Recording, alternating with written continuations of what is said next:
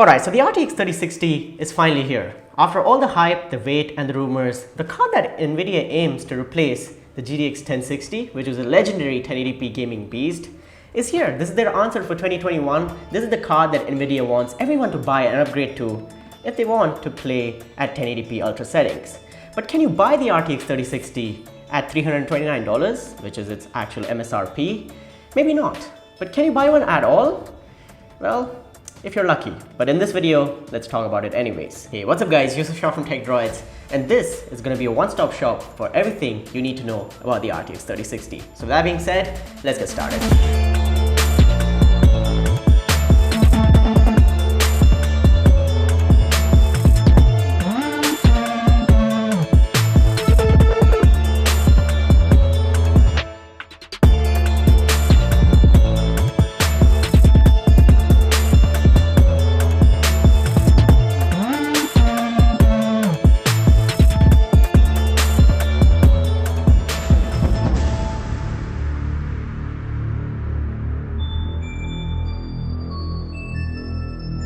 Alright, before we get started with the video, go ahead and drop this video a like, get subscribed to TechDroids for more videos like this. Also join my Discord server if you have any questions regarding PC building as well as this card or basically anything. So with that being said, let's get started. Alright, so the RTX 3060 I have here comes from the Volkswagen Zotac. This is their twin-edge OC edition. So you're going to get a slight overclock compared to the reference design. The Nvidia reference design comes with a 1780 MHz boost clock, whereas the Zotac twin-edge OC will give you 1807 MHz boost clock. And talking about the card itself, the design, the build quality, in my opinion, it's really nice, compact and small little card, so it can fit into small form factor systems. The build quality as well is pretty decent. The majority of the card is made out of plastic, but it's pretty good quality plastic, and I really appreciate this backplate on the back as well. And it just gives extra personality to the card. And it's got the traditional I/O. You've got one HDMI and 3 display ports. You've got two 11-blade fans as well as a Beefy heatsink and an 8-pin PCI power connector. And the card does require 550 watts to 600 watts. And the maximum TDP is going to be 170 watts, but it's never going to consume that much anyway. So I'd recommend get something like a 600 to 650 watt power supply if you want to give this card that extra juice. Let's say you overclock it or something like that. I'd say go with 650 watts. You can run this card even with a 550 watt good quality power supply, but I would not take the risk and just give it some extra power. So again, go with the 650 watt. And apart from that, the card is really nice. It does have some Zotac specific features like the fan freeze technology, where the fan just freezes when it's idle and doesn't make any noise, and just increases the longevity of the card and the cooling system itself. And the Beefy heatsink is actually pretty capable when I tell you about the temperatures and the benchmarks of the card later on in this video. And the fans coupled with the heatsink is their new iStorm 2.0 cooling system. And Zotac also has their Firestorm software, which is a cool little utility to monitor the card as well as set up custom fan curves and stuff like that. So you should definitely download that if you're getting this card. Now getting to the specifications of the RTX 3060, which are going to be pretty universal for all the cards. So this has 12 gigabytes of GDDR6 memory. That's 4 gigabytes extra from its bigger brother, that's the RTX 3060 Ti, but it's not as simple as it sounds. This is not a better card. The RTX 3060 Ti does perform better, but this is a 192-bit card. So yes, they have decreased the memory interface, so that's that. But everything else is pretty good. It's got the 2nd generation ray tracing cores, 3rd generation tensor cores. You've also got 3584 CUDA cores, so that's really good if you're doing things like content creation or live streaming or editing and stuff like that. So that's that. And this also has the NVENC encoder. And if you're into live streaming at all, if you want the best budget affordable live streaming card, well, if you can find one, the RTX 3060 would be my recommendation.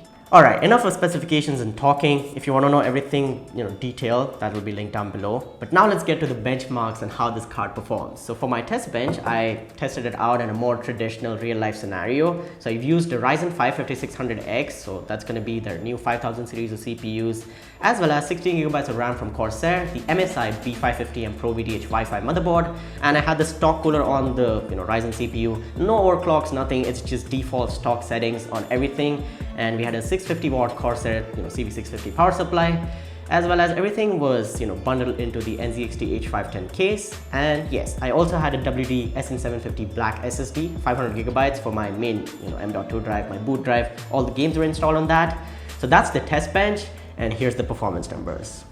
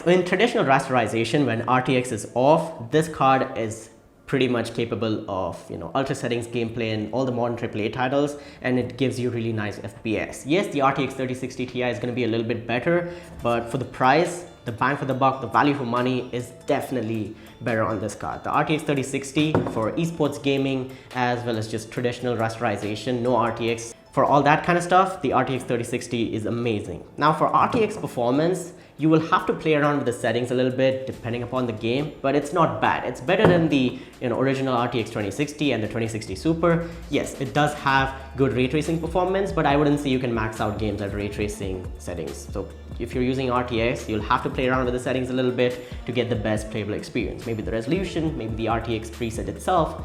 So in things like RDR2 and, you know, other games that do have, you know, like really good RTX like Cyberpunk 2077, although that game is not really well optimized, you're not going to get really good FPS with RTX, you know, turned to the max settings. So that's that. But for esports gaming, as I said, and just normal AAA titles, you will be having a lot of fun playing on this card. And editing and live streaming, in my opinion, is also really good.